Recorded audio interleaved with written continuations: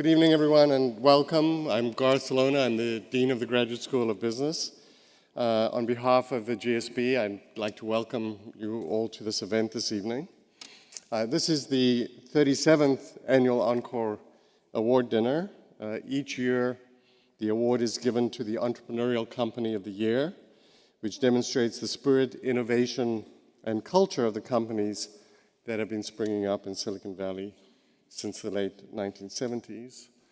I'm delighted to congratulate Netflix and CEO Reed Hastings, who's MS88, on being the recipients of the award this evening. Please join me in giving them a round of applause.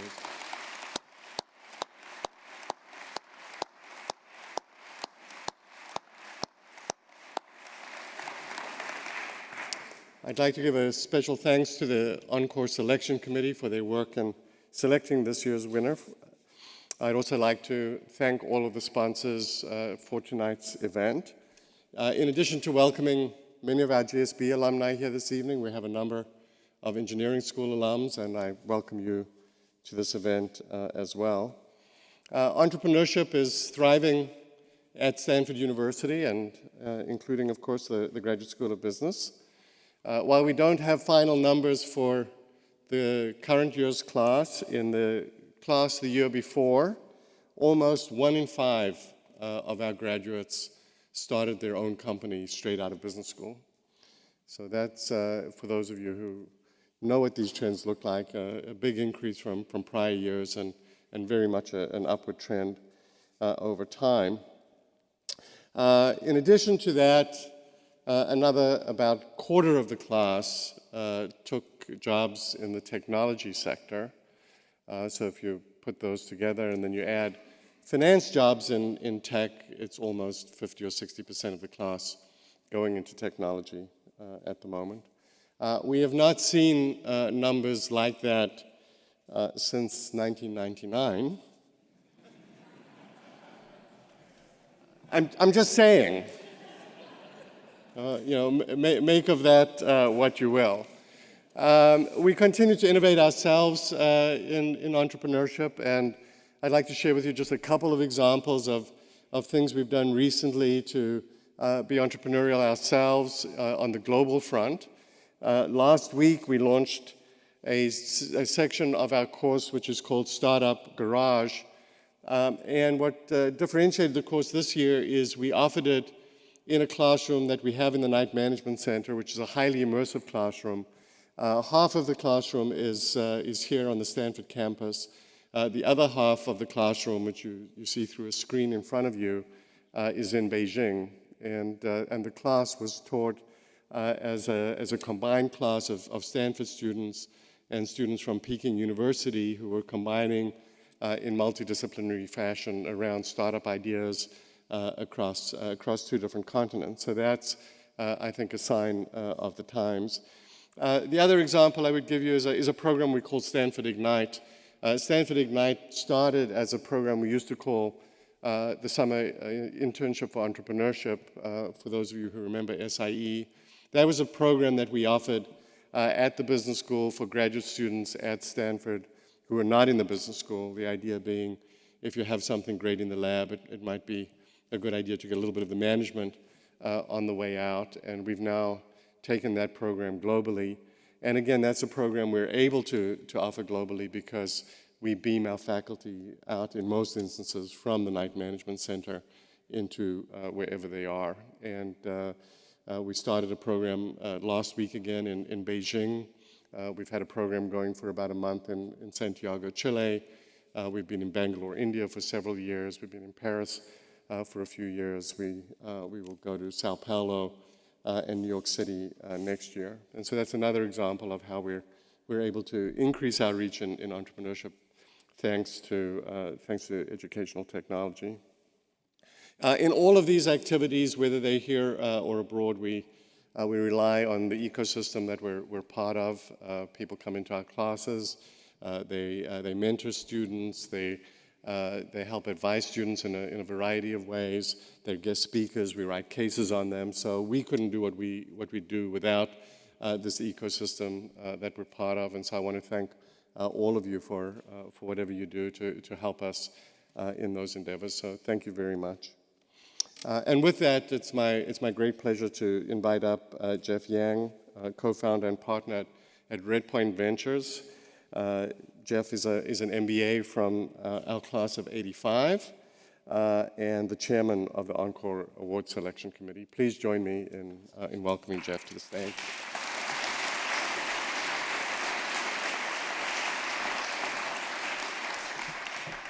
Thank you, everybody. And on behalf of the ENCORE Selection Committee, we want to welcome you to tonight's award night. So a question might come up, why would you pick a 17-year-old company to win the Entrepreneur of the Year award?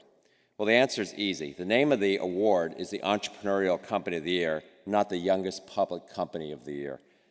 And as you hear later, Netflix, we think, is one of the most amazing companies because it's gone through so many different iterations to get to where it is now. And I can't imagine that even someone as visionary as Reed Hastings could ever have imagined running in an Emmy Award-winning content company when he first started Netflix in 1997. And that's really why we chose Netflix. Netflix has gone through many iterations to where it's gotten now, to where it is now, and we chose them for their constant reinvention and entrepreneurial spirit. We believe that a company can be entrepreneurial regardless of its age since inception, and we think Netflix is the prime example of that. So without further ado, I'm going to run a short reel telling you a little bit about Netflix, get you all excited, and then we'll bring up its founder, Reed Hastings.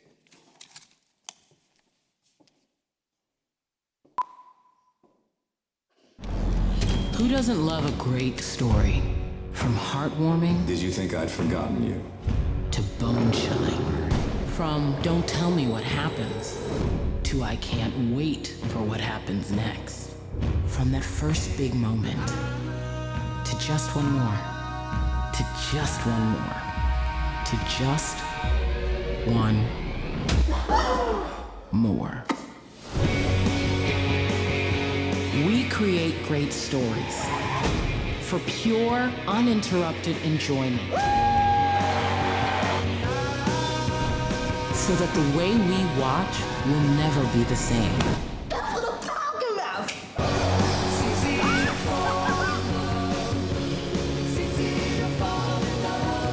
This is storytelling as it was meant to be.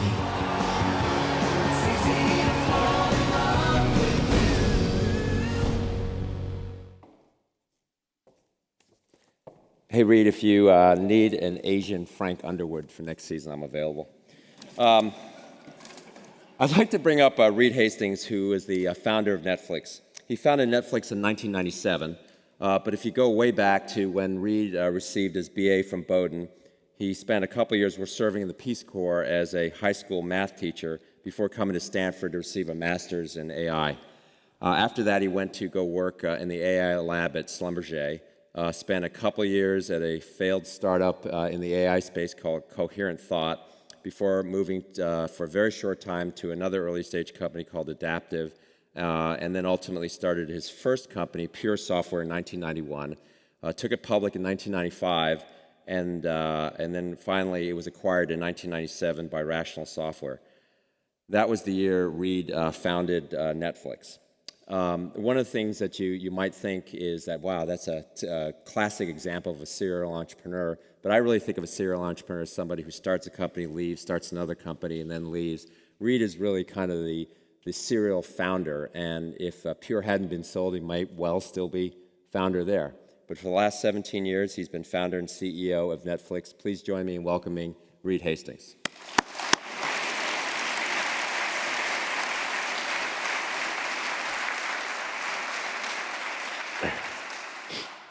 Reed brought his tissue box in case he started crying. Up. Yeah.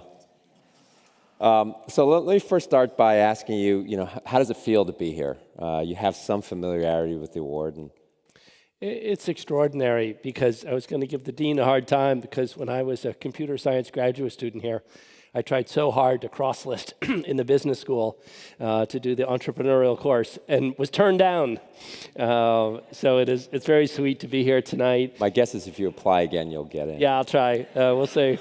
We'll see. And then when I started Pure in '91, the then venture capitalist Andy Ratcliffe took me to this event, and I remember so amazing, and over at the Menlo Circus Club, and I was an engineer in a T-shirt with a new product, and here was the Stanford Business School Award, and Philippe Kahn had won that year and did an amazing presentation, and he's full of life, and it was just incredible. And so when I heard that Netflix had got it this year, it was very, very touching. Well, it's very well deserved. Maybe you can spend a couple minutes talking about Netflix, and most people, many entrepreneurs start in one area and one discipline and kind of linearly progress to the other. I mean, you started a design tools company and then an entertainment company. I mean, talk a little bit about where the lines fit or don't fit, and what was your thinking when you first started the company? Well, the first company, Pure Software, was a Unix software tools company, and it got acquired, and then you've got a long waiting period, regulatory period. And so my co-founder, Mark Randolph, and I were kicking around, various ideas on what to do. One of them was rental. And a third friend of ours told us about DVD. And I remember thinking back, and a DVD is very lightweight, and it's 5 gigabytes of digital data. And I remember going back to the original networking classes that I'd taken in CS and realizing that 5 gigabytes mailing could be a very efficient digital distribution network. And so from the very beginning, we always thought about it as waiting to complete the last leg. We had the web interface and building up a subscriber base on DVD, and then eventually the internet would be fast enough to be able to not be dependent on the post office, but be dependent, instead on the internet. So it was there right from the beginning, which is, I joke that that's why we named it Netflix and not DVDbymail.com. And there are real companies in the world called like DVDpost.com. They will have a harder time moving into streaming, I think. So you started the company in '97 in Scotts Valley with people stuffing DVDs in envelopes, and now you're streaming videos on a worldwide basis. Talk a little bit about the challenges, the different stages between then and now, and some of the challenges you faced along the way. Well, the first big challenge was getting to profitability and stop consuming cash. And DVD rental's very cash consumptive because you have to market or acquire customers that pay back over time, and you have to buy DVDs, which then pay back over time. And so it's very cash intensive. And we underestimated, having been software marketing people, the logistics challenges, and it took us years of working on the red envelope that you now see. Went through, 50 different variations of the red envelope and scale testing. And we learned more about polycarbonates under stress than you ever want to learn. And, it was really understanding, the shipping a disc of plastic for a long time. And it took us 5 years till 2002 to break even and be about cash flow break even also. So that was the first big milestone. We went public that year.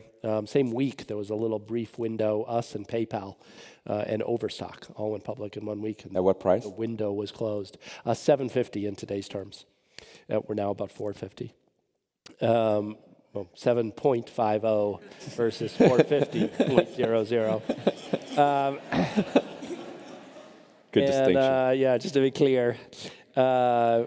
So then that was the first stage. Second stage, Blockbuster realized after we went public that we were going to be a real threat, and they geared up an effort. They launched in 2004, and from 2004 to 2007, we had a very fun, scary, epic battle with Blockbuster.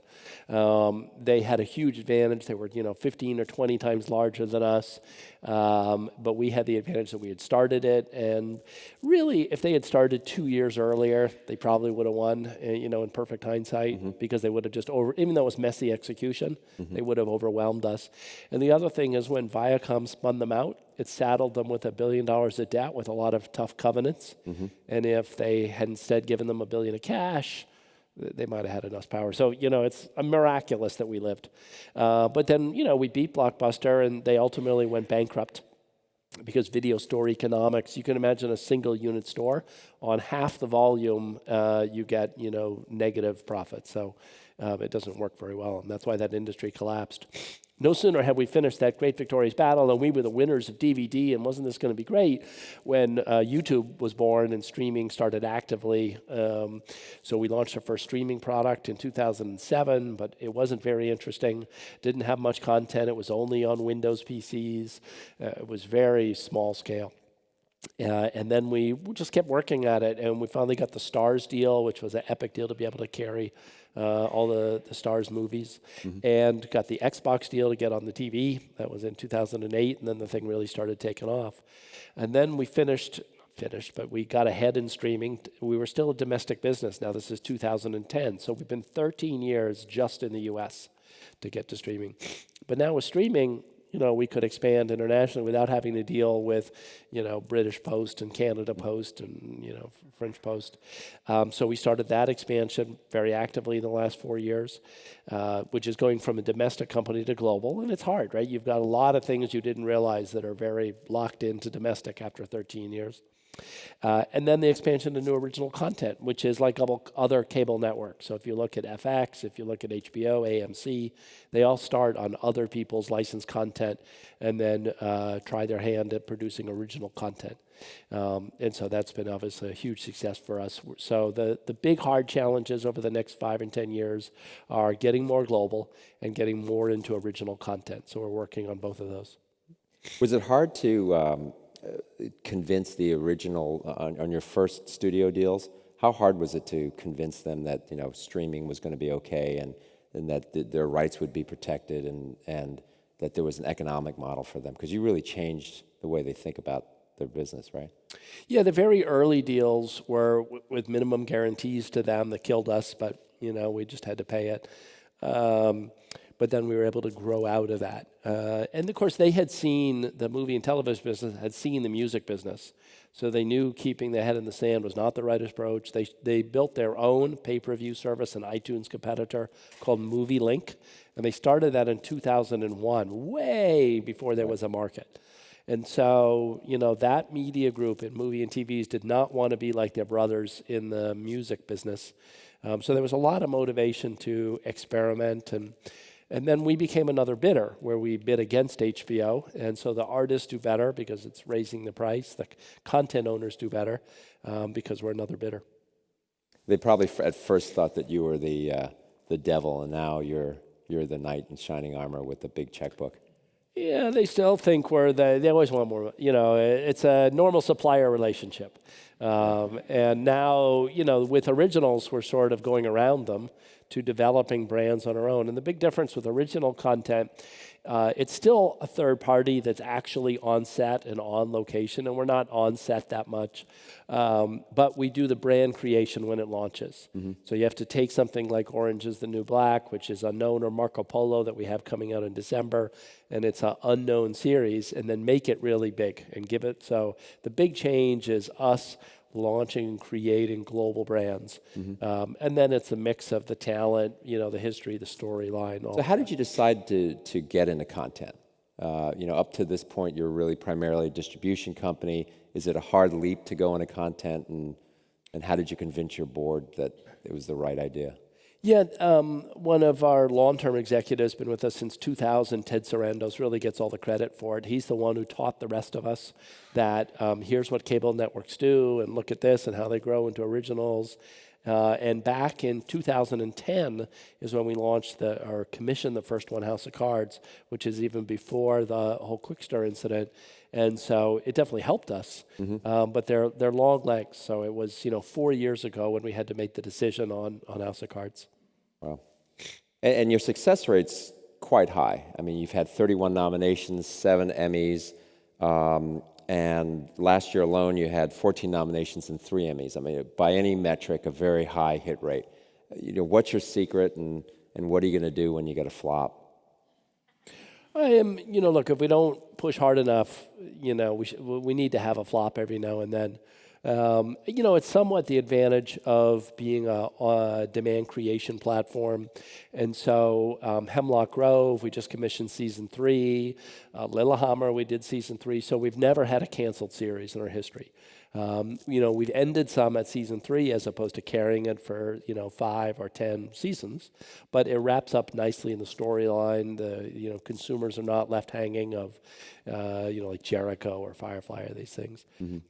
So we're really excited by that track record. But a lot of the advantages because we're online and it's just much more flexible, as all of you know that are members, because you can choose to watch when and how you want.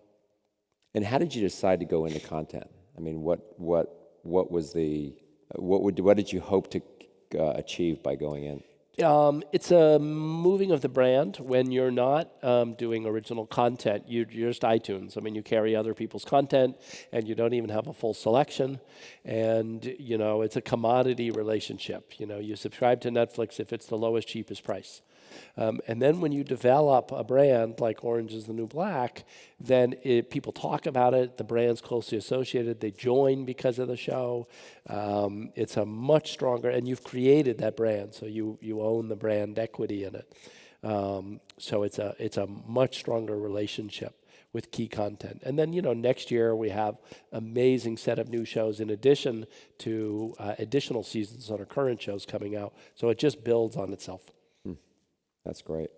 Were there any success models you were looking at in terms of developing content? And how do you decide how many pieces of content to develop and what is a good brand? Ted's team analyzes lots of data, and at the end of the day has to make a gut call based upon the team that's together on it, how they think about it, does he have a good feeling about it? But ultimately, it's a gut call. And then we're able to use differential information to successfully promote that series to the right people, because almost no series is good for everybody. So we've got tremendous leverage in creating consumption and enjoyment of content. But in the upfront commissioning process, it's not hugely different from the kind of people that do it at HBO and FX. We tend to trust the artists more. We tend to work by the freedom and responsibility model more, and they like that. So from the artist point of view, we've got a great reputation. So before we go back and talk a little bit about management style, stay on the content for a second. You kind of created this concept of binge viewing that seemingly has altered people's the way people consume content. Can you talk a little bit more about that, and how did you decide? Did you plan for that, and how do you exploit that?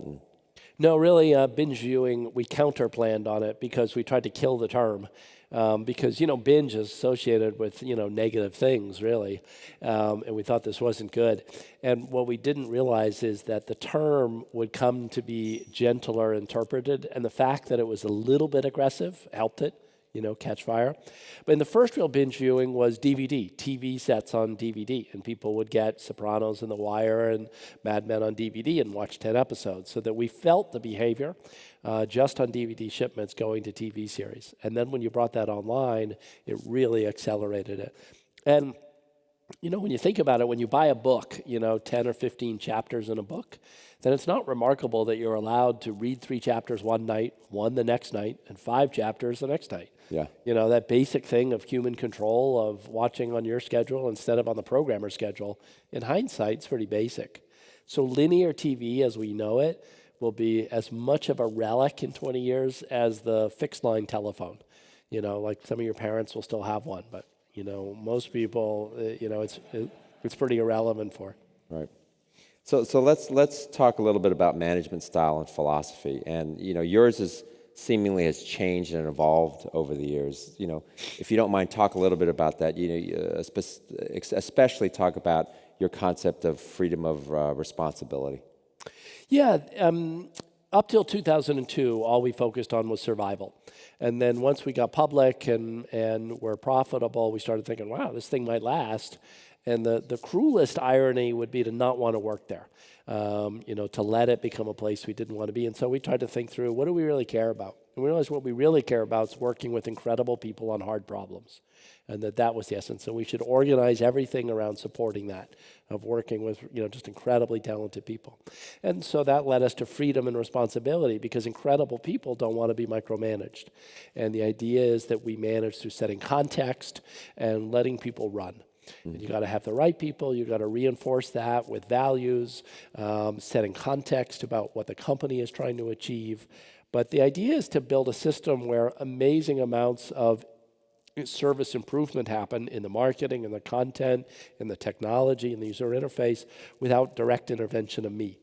And so some companies operate by, the product genius at the top, and we all know these companies, and this whole motif of, to be a great CEO, you've got to be the great product person who really, and it's intoxicating and fun. But you're building incredible amounts of dependence on yourself. And eventually, how well I know how Turkish consumers consume Netflix, is not that well. And so you're much stronger, obviously, building a distributed set of great thinkers. People know that, but in the past, what they've done is try to make everything a process. They said, okay, I don't want it to be a genius, so we're going to organize a process for everything. And once in a while, you heard, we're going to dummy-proof it. It's going to be such a good process that anybody, this was the IBM thing. And then if you dummy-proof the process, you only get dummies to work there, to do the process. And so that's why we're so, opposed to that. Instead, so focused on giving people great freedom, realizing there'll be mistakes, but there'll be a lot of positive achievement too. So can you give some examples of that? I mean, you talk about it generically, it sounds great, but what are some specific examples? So I take pride in making as few decisions as possible as opposed to as many as possible. And so when something significant changes in the content, or the House of Cards purchase, Ted explained it. It was a huge purchase at that time. It was a half an hour conversation. We went back and forth. I said, are you really sure it's a great bet? Yes, let's do it.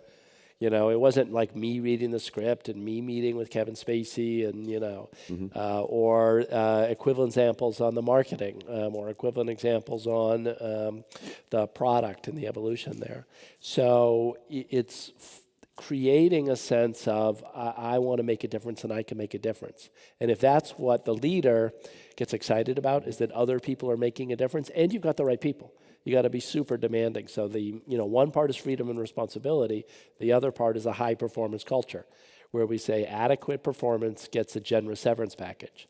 And so, we look at it and we say we want to be like a Major League Baseball team. And you've only got so many positions on the field, and if everyone is not incredible at what they do, then you're not going to win. So you turn over a lot of people. And so we turn over a lot of people. We feel like we give people a fair shot. And we hire pretty openly, and they know what they're getting into. But we're looking for people for whom freedom and responsibility works, because they do incredible work. So if you don't make that many decisions, would it be okay if the board paid you on a number of decisions made basis? Yes. So now that you're a global. You're scaling on a global basis, and you're moving into content. Does your management philosophy change going forward? I mean, is there a new thought that you've had? No, there's little issues, like we have a thing about no vacation policy, and we don't care whether you work 8 hours a day or 14 hours a day. We care what you get done, and we love someone who's working 5 hours a day and gets done a ton. But this runs afoul of French law and cultural expectations. So if you've got employees in France, like, what do you mean there's no vacation? It's illegal. And so, we're having to make some adjustments to European sensibilities. There's some things. So let's look a little bit into the future now, and talk a little bit about, describe to us, if you will, what type of work you're doing to modernize, to envision and then modernize the TV viewing experience. What is it going to look like, 10 or 20 years to this concept of watching TV? Well, it's evolving rapidly to be, it'll all be internet centric.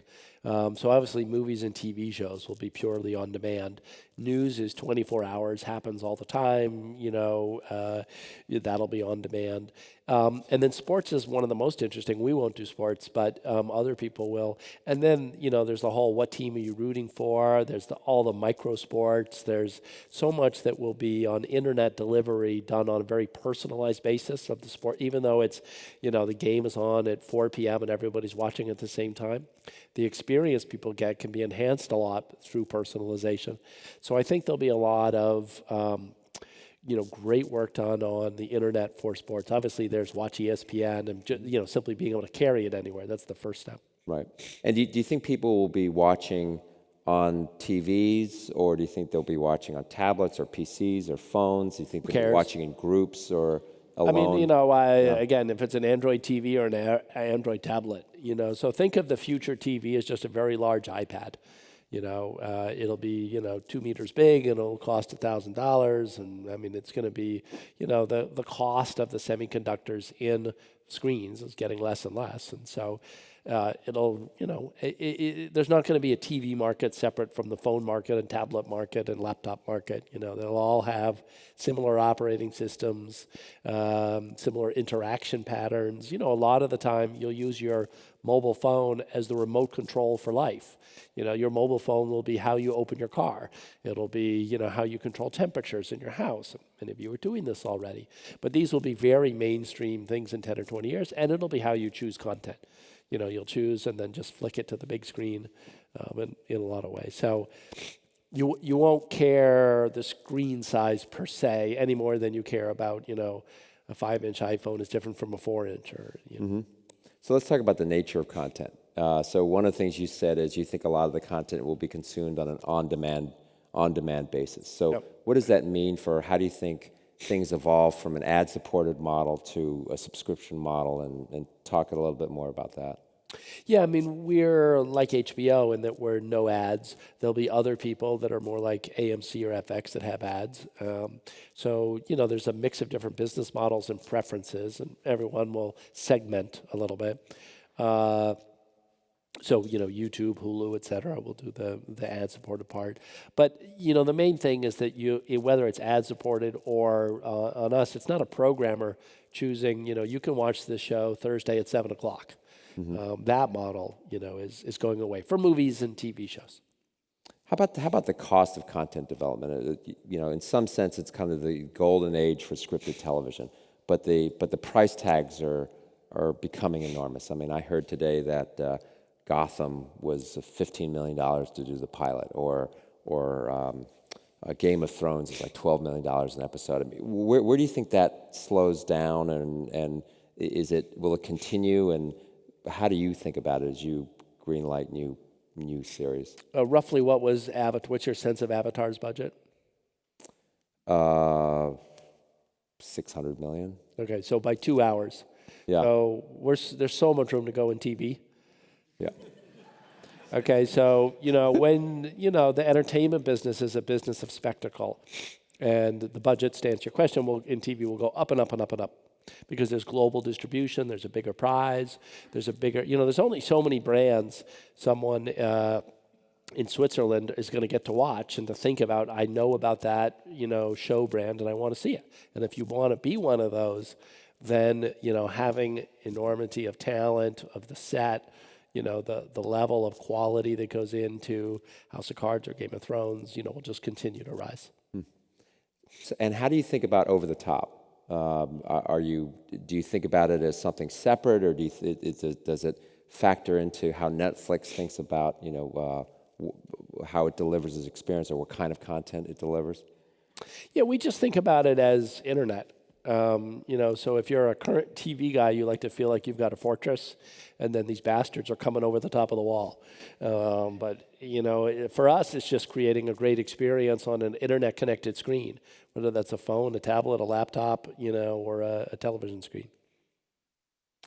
So as you look into the future, who do you consider are your friends, and who are the people who are maybe less than friends?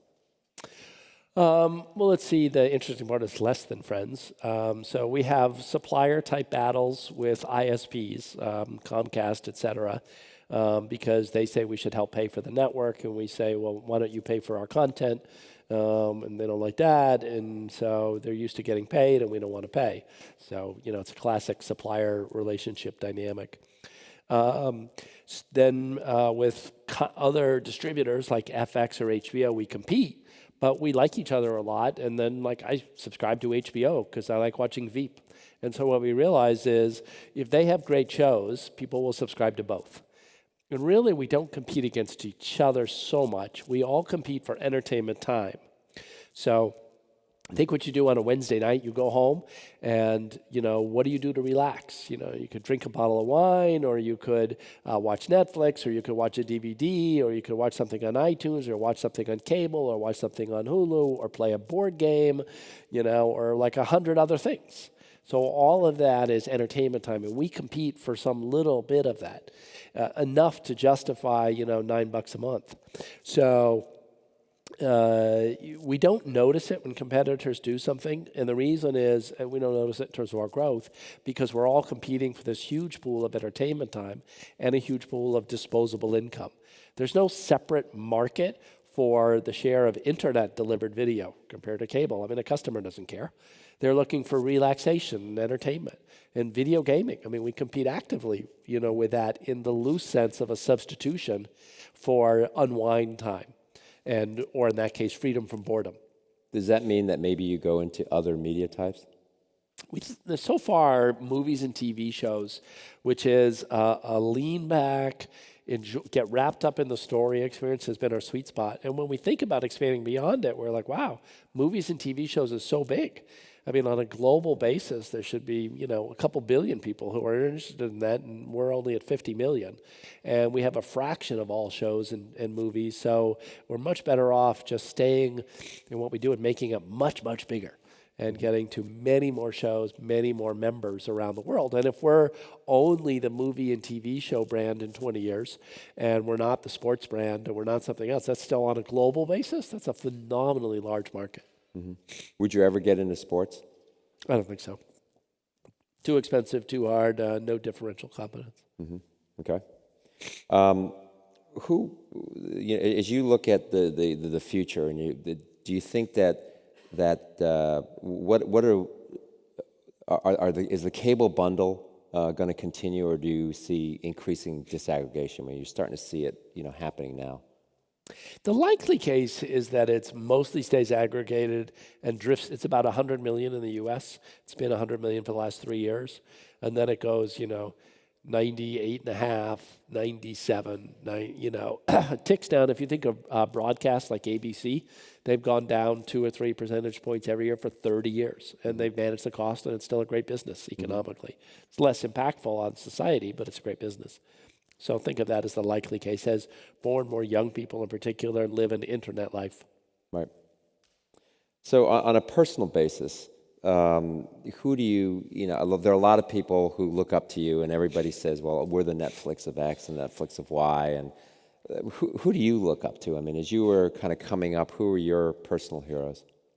Well, interestingly, you mentioned the startup Coherent Thought that I worked at when I was 28, and I worked so hard as an engineer writing code. I was there every night, all night, kind of thing. How hard can you push? And, I would build up over time on my desk this kind of gross set of coffee cups. And then, now and then the janitor would clean them all. And I learned that if I just waited long enough, I didn't have to clean them. The janitor would do them. And one morning I came in really early to work, 5 in the morning. And I walk into the bathroom, and there were all my cups being cleaned. And I looked up, and it was our CEO, Barry Plotkin, who was cleaning them. And so, it's early in the morning. I'm trying to understand the situation because I see him there scrubbing away. So finally I just asked him, I was like, Barry, what are you doing? And he goes, I'm cleaning your cups. And I was like, have you been doing it the whole years? Yeah. And I'm like, and you never said anything? No. Why? And he said, well, you work so hard, and this is the only thing I can do for you. Wow. And I just thought, wow, we'll follow this guy to the end of the earth. And that's exactly where he led us. So what happened is he was an incredibly charismatic guy that didn't have a good market product fit vision. And we built an incredibly elaborate product. And we ultimately sold one copy of it to one customer, and they never installed it. So, it's a funny thing about leadership. You can be very personally compelling and high integrity, that's great, but you also got to lead people in the right direction, not into the Box Canyon. That's great. I'm going to take questions from the audience in a few minutes, so please think of some. So what advice do you have for young CEOs, just generally speaking, about you started many companies, just generally speaking, what advice would you have? And then in particular, talk a little bit about building culture and values and when is the best time to articulate it. I would say memorize the first 86 pages of Jim Collins' first big book, Beyond Entrepreneurship. Someone gave it to me in '94, and I've read it every year since. And the first 86 pages are absolutely incredible. And so that would be the very practical advice. Well, and then talk a little bit about building culture and values. Yeah, I think everyone tries to build culture and values at first. You have to stage it with a company to the degree that you're 20 people and you've got no revenue. It's sort of a very implicit culture. And, you spend time on, things that could kill you, like, product market fit, and that's appropriate. And then, later, if you're going to last, then you say, okay, how do we, make sure that as new people come in, the culture gets better? And one of the big things is probably this idea that you get better as you get bigger. So everyone implicitly has the idea that, you start sucking as you get bigger, more political, harder to get stuff done. And you have to actively fight acceptance of that and come up with very concrete examples where, like Netflix, is significantly better in culture than 3 and 5 years ago, and then 10 years ago and 15. And why is because we got more brains thinking about the problem.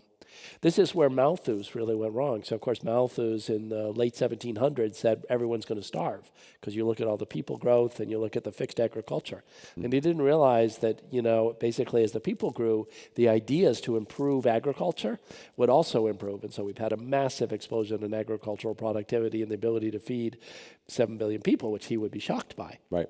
And it's the same thing in company culture, which is if you have more, if you have 1,000 really thoughtful people thinking about how to improve, you make more progress than if you've got 100.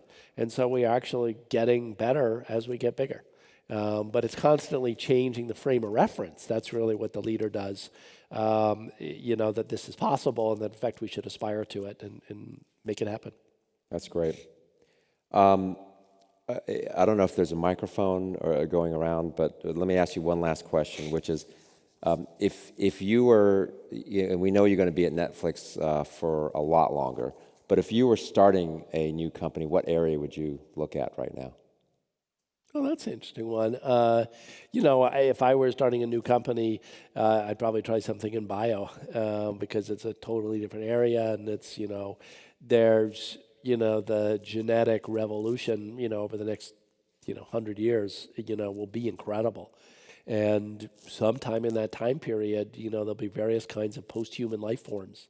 And, we humans are very ego and species-centric, but, it may turn out that what gets done, and the race is between, alternative life and augmented humanity. And that when we can manipulate genetics so that you never get a cold, it's going to be an incredible world. So there's so much going on in that world. But, I would say anything that people are passionate about, because then each area is just really exciting when you get into it. Mm-hmm. Well, thank you. Reed's graciously offered to take some questions, so please. Yeah, sir. Yes, I'd like to ask, could your business be disrupted? Well, any business can be disrupted. If you look at Kodak, it was film images for 100 years, and then came the digital revolution and knocked them off. And so you can be, Kodak thinking it's just a shame because you've got a brand there that represents, family and memories, and the warmth of that imagery up till 20 years ago is phenomenal.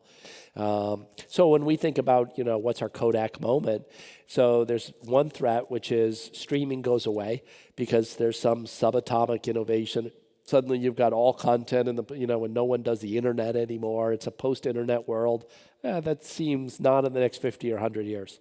Then the more material threat is that movies and TV shows become passé in society, kind of like novels are today. You read one a year, it's a very small business, and that things like Oculus and, other scenarios are incredibly exciting, and the culture's just moved on from what our specialty is of delivering our emotional juice. So that's the one that could happen over 10 or 20 years. But on the other hand, if we look at the movie and TV show market, it's been a 100-year run, and it's done very well despite the rise of video gaming over the last 20 years. It hasn't shrunk. So it seems to have real legs of human storytelling like that, around the fire time, and it's the modern replacement for that. So those would be the two big ones, and we keep an eye on them. Thank you. Thank you for the wonderful talk.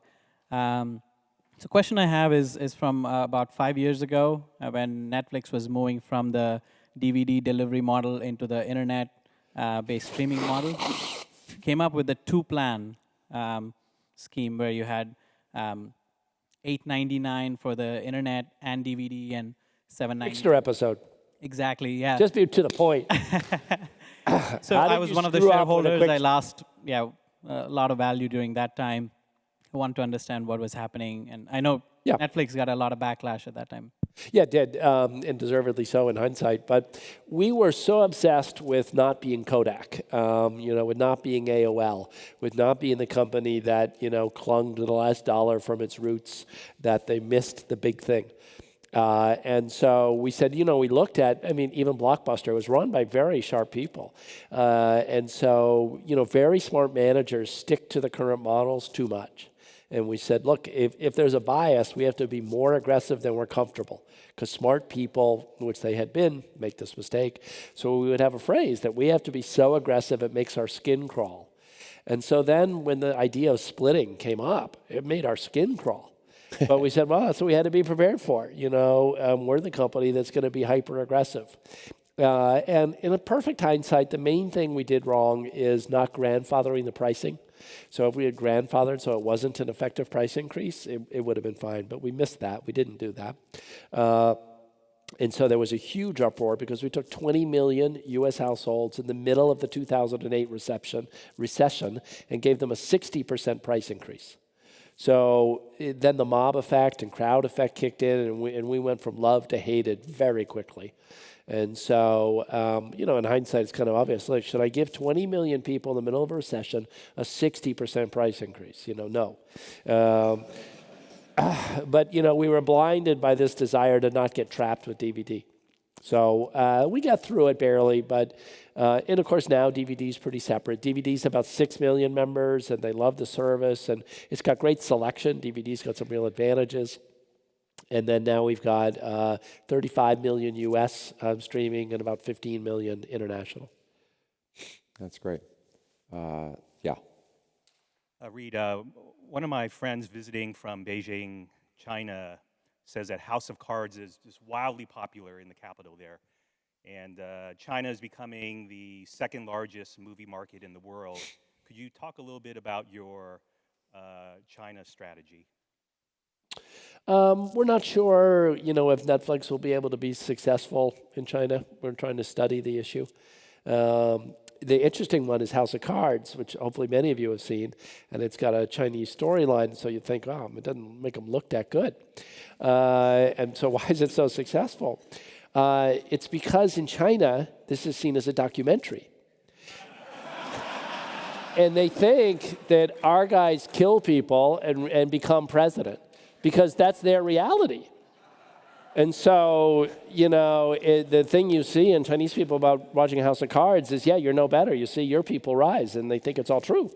So, you get to see what you want in different shows. So we have a lot to learn to really understand China. That shows.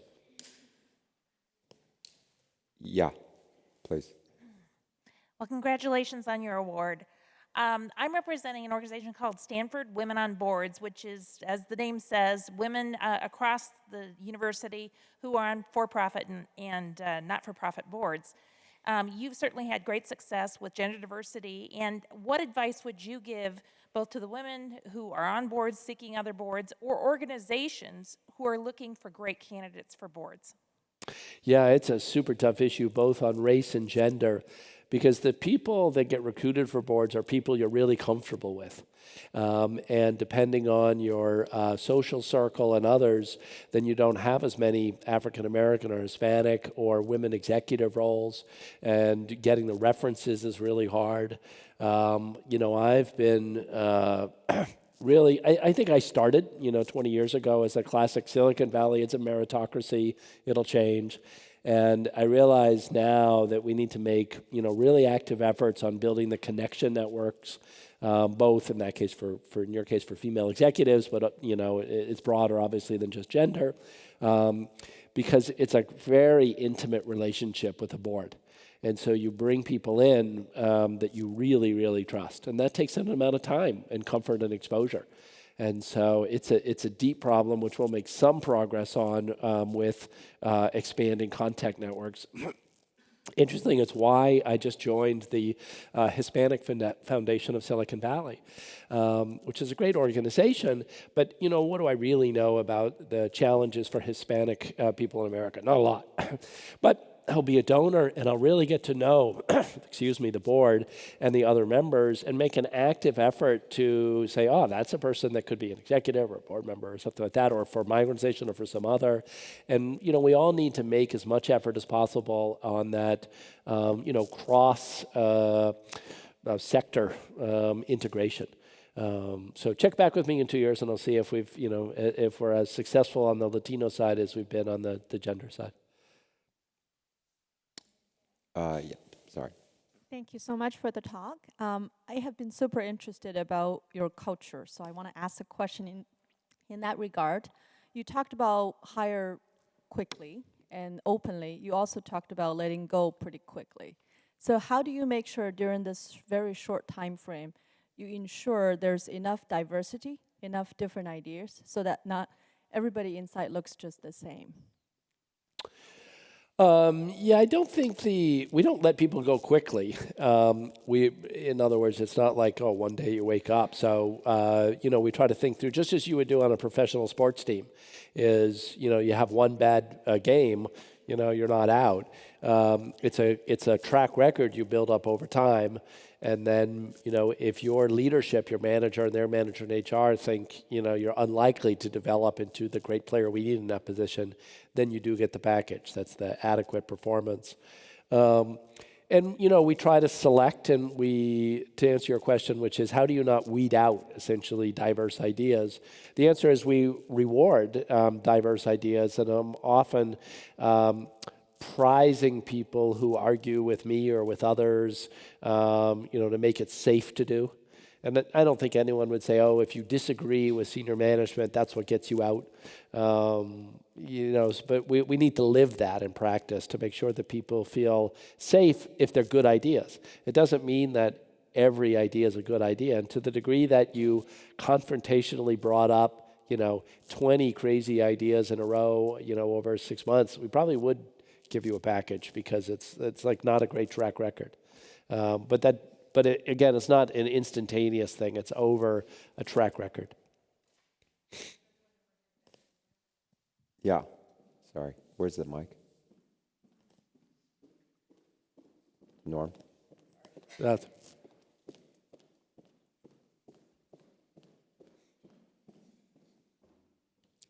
Congratulations on your fantastic success. Could you talk a bit about work-life balance and how you make all that make sense? By what, sorry? Work and life balance. Yeah, work-life balance is the wrong metaphor. It's really work-life integration. So the reality is, we come up with great ideas in the shower. That's not work time, but it is really. And so I think each individual has to figure out in their situation, how do they stay healthy? How do they have healthy relationships? And we're super flexible on it. We tend to use pretty strict about meetings being just during the 9 to 5 day. And we think of office time as time to have physical in-person meetings. And then beyond that, it's sort of how you run your schedule is up to you, back to the freedom and responsibility. And ultimately, we care, again, what you get accomplished, not like, do you also coach your kids' baseball team, which is fine. And so there's not because it's much more about the work as opposed to what hours you put in, it doesn't tend to be, I got to show up at 9 even if I'm not getting much done at night because everyone else is there and I need to be seen, like a kind of investment banking type old scenario. Sir. Thank you very much. You mentioned the leverage that you have from the data that you collect. Can you talk about a bit more about what kind of data you collect and what insight you derive from that and use it in the content that you create? Well, we're always trying to predict what are you going to enjoy. If you watch a bunch of Netflix, you're going to retain and evangelize. So if you watch 3 hours, you've got a month, you've got a high churn rate. If you watch 30 hours, it's a median churn rate. If you watch 100 hours on Netflix a month, you love and you rave about the service. So think of it as, just as in a Google search, they're looking at probability essentially of a good click, a click that then you didn't come back and then click on something else because the first click didn't work. They wanted to actually solve your query. And we have a similar one, which is, how much did you watch? And did you get something you watched? So it's trying to look for things in your rewind behavior, in your propensity to try different things, to continue with it. Did you watch 5 episodes in a row or just 1 episode? Things like that. They give us a sense of intensity and desire, and then that fuels algorithmic changes to try to figure out what are you going to enjoy most. So the idea is you open Netflix, and there's like 10 things you're just dying to watch because we've got the right 10 things showing. Interesting. Last question. Just one more question. Somebody have a...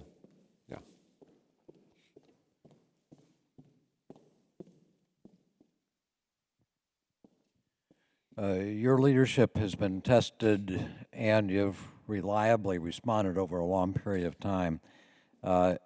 Reed, if you were to say what the source of your success as a leader is, what would you say? I'm always interested in kind of core fundamental principles, and I've had a good ability to not get distracted by transitory things, how you're supposed to be, as opposed to just being able to be myself and the company to be able to be itself. And so there's a very strong sense of groundedness as opposed to let's figure out what other people are doing or follow the fad or that kind of thing. So that gets you through a lot, if you sort of stick to the fundamentals and are pretty good at trying to avoid both distraction and, false prophets. That's fantastic. Let me end by asking you to recommend one TV show to the audience. BoJack Horseman is a new show that just came out, and it's so darkly funny. I think you would all enjoy it, but it's humor right on the edge of social acceptability. Like, there's a joke and you're laughing and like, I should not be laughing at that.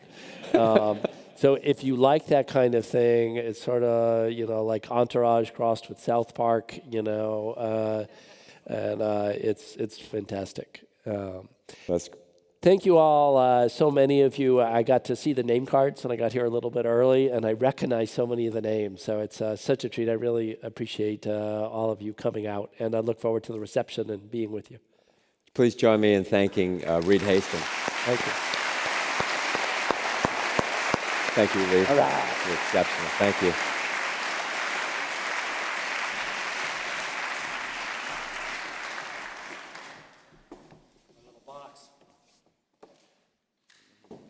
Thank you, Dean. This is to Congratulations. make up. For the entrepreneur class I could never get into. And I am so happy. To everyone here who's been part of Netflix, it's a joint, amazing effort that's just such an adventure. So thank you for coming tonight.